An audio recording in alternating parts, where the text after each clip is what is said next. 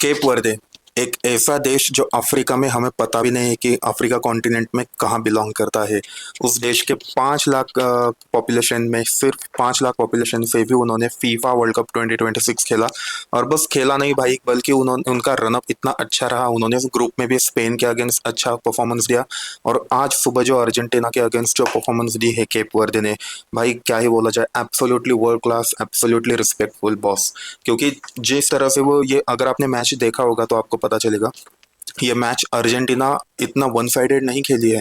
ये match Argentina को लग रहा था कि वो वन साइडेड खेले हैं।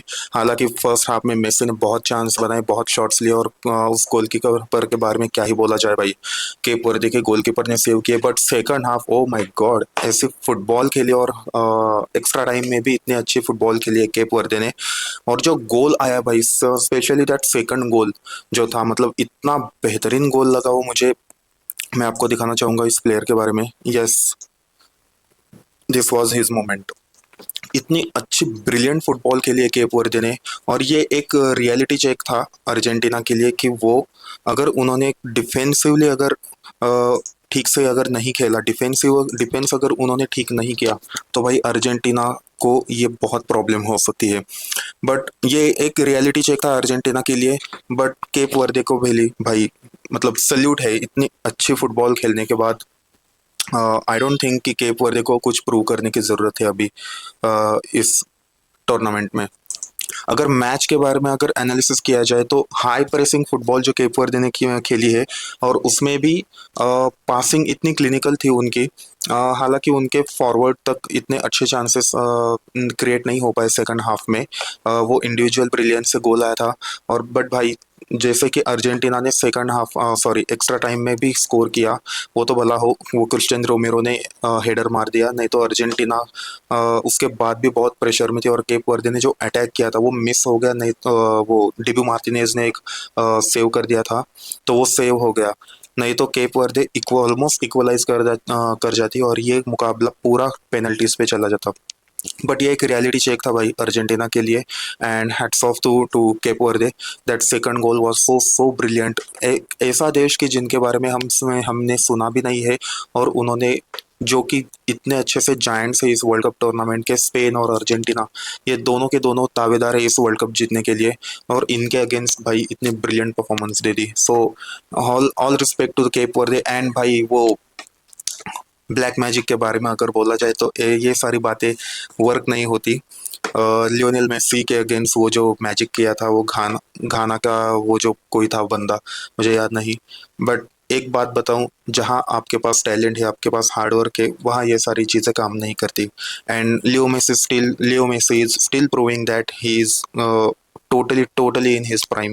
At the age of 39 he is playing like the prime Messi, 2019 या 2020 वाला मेसी हमें देखने को मिल रहा है, या 2018 वाला भाई। और बट एक बात बताऊं, 2022 के अर्जेंटीना में बाकी प्लेयर्स ने मेसी को कैरी किया था, और बाकी प्लेयर्स ने भी एक यूनिटी दिखा के अर्जेंटीना को कैरी किया था। बट इस वर्ल्ड कप में भाई, टू बी ऑनेस्ट, मैं एक बात बताऊं कि Messi is carrying Argentina to the another level. अगर इनके स्क्वाड में अगर मेसी नहीं डालोगे तो ये टीम मुझे नहीं लगता कि इतना कुछ अच्छे से कर पाएगी। But it is what it is भाई, Leo Messi is the best, Leo Messi is the goat.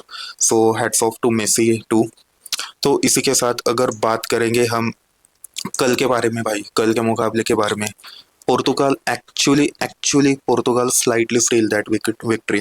Croatia ने पूरे पैर पकड़ लिए थे क्रोएशिया ने। वो तो भला वो डियोगो कोस्टा का, कि जो डियोगो कोस्टा ने इतने अच्छे से सेव किए, नहीं तो कोवासिच ने भाई, कोवासिच ने पूरी, और पेरिसिच, ये दोनों ने पूरी टांगे ही खींच दी थी पोर्तुगाल की। और एक बात बताऊँ, ये हरामजादा manager, sorry for my language, but ये मैनेजर जब तक है, ये रोबर्टो मार्टिनेज जब तक है, मुझे तो नहीं लगता कि Portugal is going to win this world cup.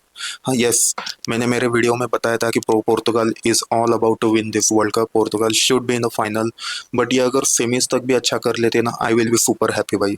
क्योंकि इस मैनेजर को, इस गधे को इतना पता भी नहीं है कि ब्रूनो फर्नांडिस जैसा रिकॉर्ड ब्रेकिंग सीजन प्रोड्यूस करने वाला एक सेंट्रल अटैकिंग मिडफील्डर है उसके पास।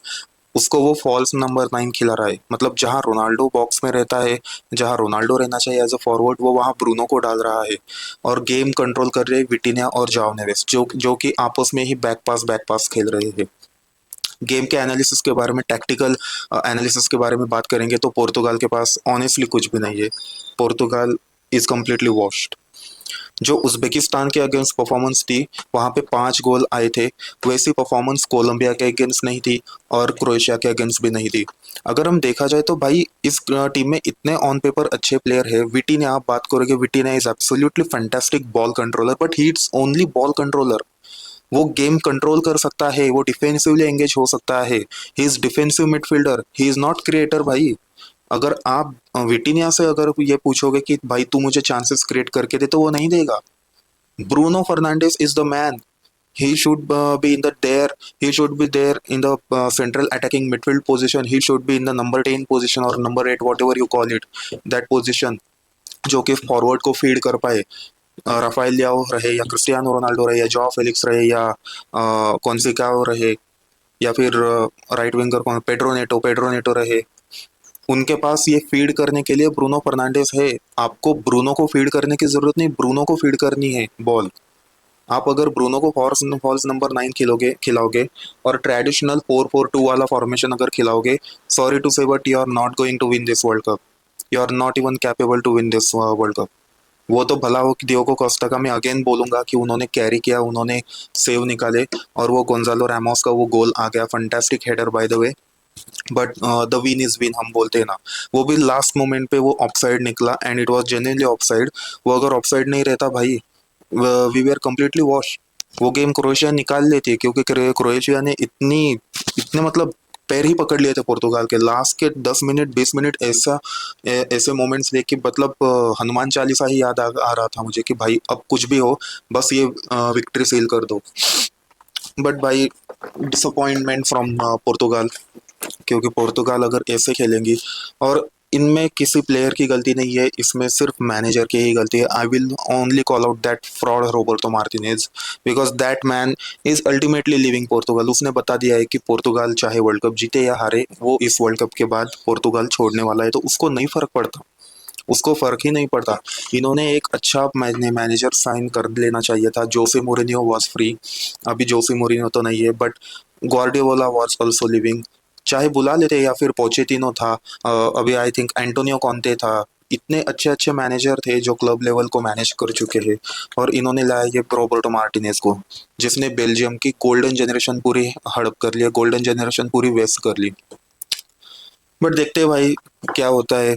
पोर्तुगाल के बारे में अगर बोला जाए तो क्या ही बोला जाए। अभी स्पेन के अगेंस्ट पता नहीं कैसे परफॉर्म करेंगे। राउंड ऑफ 16 के प्रेडिक्शन वाला वीडियो हम डालने वाले हैं इसके बाद।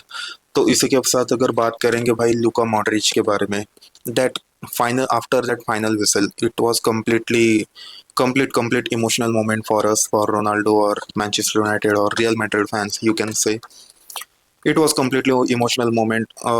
थोड़े से आंसू भी आ गए थे। Luka Modric gave his last assist to Ronaldo, ये एक कमेंट मैंने पढ़ा था, and that is true, because Croatia ने एक, लुका मॉड्रिच ने ऑनेस्टली, क्रोएशिया ने ये लास्ट असिस्ट दी है पोर्तुगाल को, क्रिस्टियानो रोनाल्डो को, to go ahead in the campaign, to go ahead in the tournament. But देखते क्या होता है। But Modric is an absolute legend भाई। Luka Modric is, if there is one player who is better than Luka Modric, for me it's Zinedine Zidane. उसके बाद मैं Modric को हमेशा one of the best ever midfielders की list में डालूंगा। Ronaldo and Messi के इरा में बैलोन डोर जीतना is not an easy thing. World cup 2018 में वन साइडेड के क्रोएशिया को कैरी किया है बंदे ने। देन उसके बाद रियल मैड्रिड के साथ तो आपको पता ही है कि उसने कितना सब कुछ अचीव कर लिया है। And Jose Mourinho was the man who know his talent, who brought him in real Madrid, and तब से लुका मॉड्रिच का मतलब बहुत ही अच्छी तरह से करियर बढ़ता गया। और what a fantastic career he had, absolutely amazing. Ballon d'Or जीतना रोनाल्डो और मेसी के इरा में was not an easy thing, तो उन्होंने वो अचीव कर लिया। So hats off to Luka Modric, he gave his last assist to Ronaldo. It was completely emotional thing after the final whistle, because he played his last World Cup too. तो it is what it is भाई। तो इसके बाद हम round of 16 का video भी डाल देंगे। और इसी के साथ अगर बात करनी हो इंग्लैंड के बारे में भाई, तो मुझे ऐसा लगता है कि इंग्लैंड इसी के साथ अगर बात करेंगे कि बाकी के टीम्स के बारे में भाई, तो स्पेन ने अच्छी विक्ट्री निकाली ऑस्ट्रिया के against. They were so clinical, they were so fantastic in attack and passing. वो जो कुकुरेला का पास था स्ट्राइकर के पास, वो बहुत अच्छा था। देन लामिन यमाल का गेम इतना कुछ ठीक नहीं, बट मुझे अच्छा ही लगा। बट आई वुड से कि स्पेन ओवरऑल अटैक पर्सपेक्टिव से और पासिंग पर्सपेक्टिव से बहुत अच्छी टीम है। पोर्तुगाल को ये बहुत बड़ा चैलेंज रहेगा कि वो अगर स्पेन अगर पास करते हैं तो उनको शायद अगला चैलेंज फ्रांस ही आ जाए।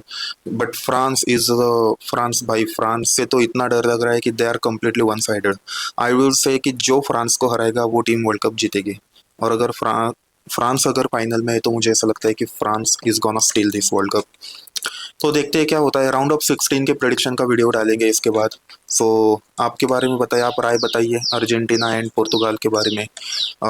आपके ओपिनियन बताइए कि आपको क्या लगता है कि अभी कैसी परफॉर्मेंस थी। एंड केप वर्दे भाई, again hats off to Cape Verde, all respect, बहुत अच्छा रन था उनका।